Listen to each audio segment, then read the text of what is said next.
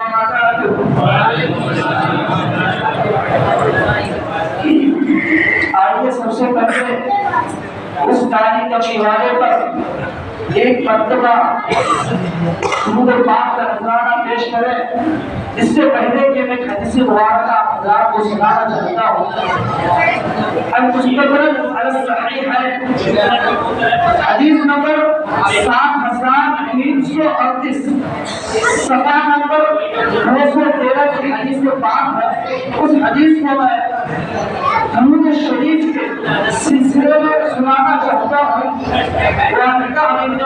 رضی اللہ تعالی قال قال رسول اللہ صلی اللہ علیہ وسلم اغلوا ان الله حرمنا فلما اسلم الرجل قال امين فلما اسلمت الرجل قال امين فلما اسلمت الرجل قال امين فلما قلنا يا رسول الله لقد سمعنا منك الله شيئا ما كنا نسمعه قال ان عرضني جبريل قلت امين او كما قال عليه الصلاه والسلام فعمر من ادرك رمضان فلم يغفر له قلت امين فلما رضيت الثانيه قال قلت امين فعمر من ادرك صليت يا رسول الله او كما قال عليه السلام والسلام سبحان الله۔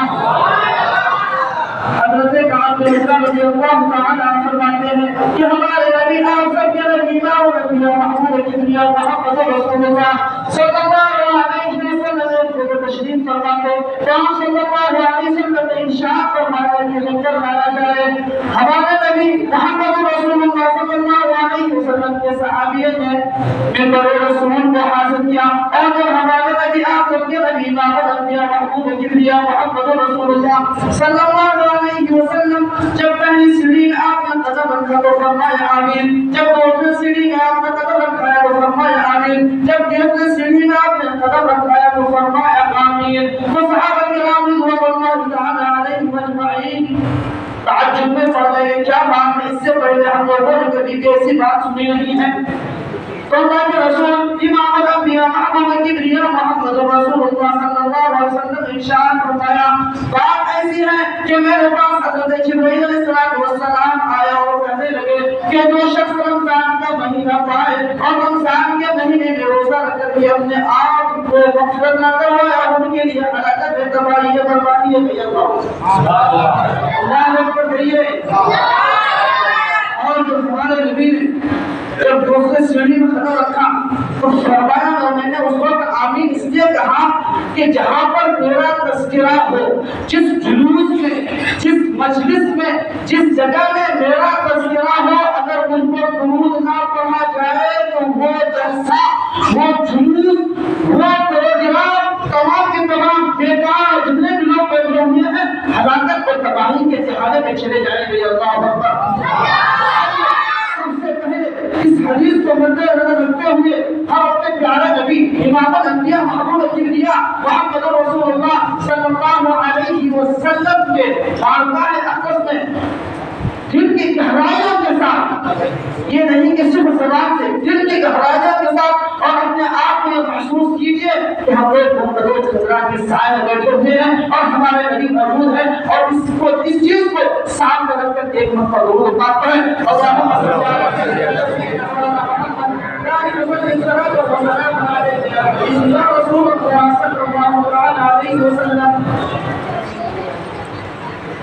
اس سے پہلے کہ میں دو تین اشعار آپ حضرات کے سامنے پیش کروں، ایک مرتبہ درود شریف پڑھ لیں۔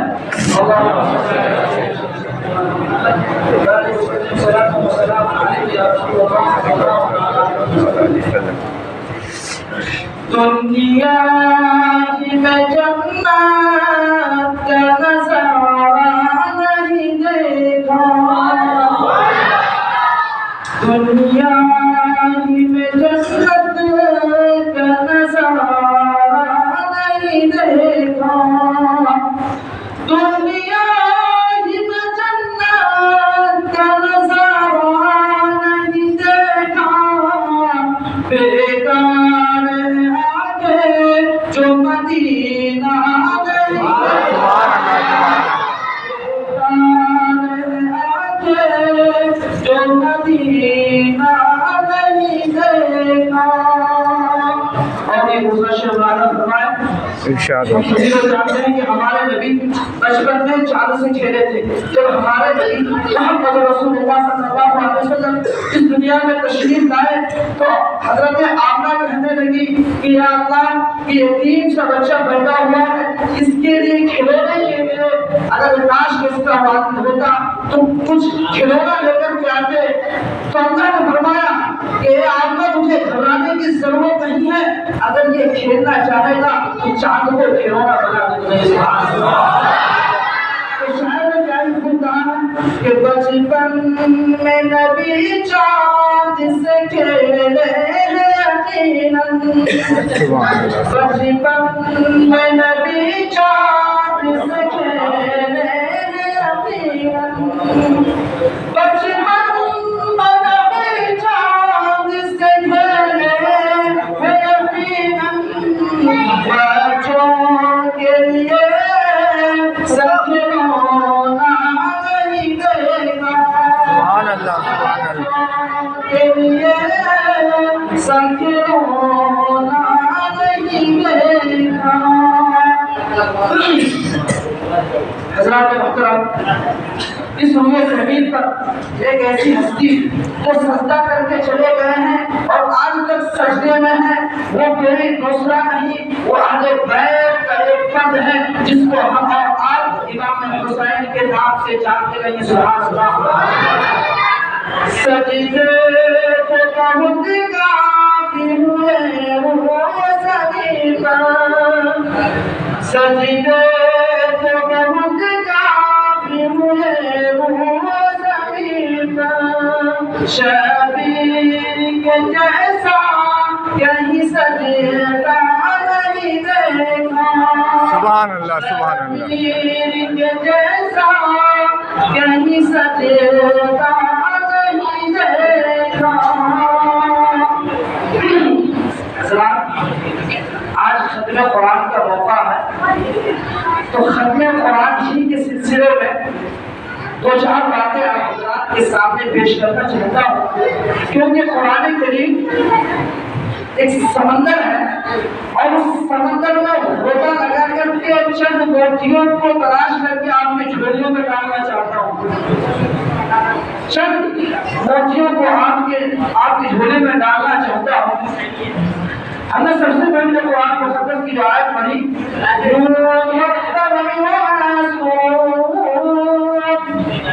اللہ نے قسم کھائی حدود کے حروف مقطعہ سے جو کہتے ہیں حدود جس کو کہتے ہیں, اور اللہ نے سب سے پہلے قسم جو کھائی ہے وہ قلم کی قسم کھائی ہے. علماء کرام نے اس کے بارے میں لکھا ہے کہ اللہ نے 50,000 سال پہلے پوری کائنات کو بنانے سے پہلے سب سے پہلے اللہ نے امام الانبیاء محبوب کبریا محمد رسول اللہ صلی اللہ علیہ وسلم کے لیے قرآن پاک نازل کیا. سبحان اللہ.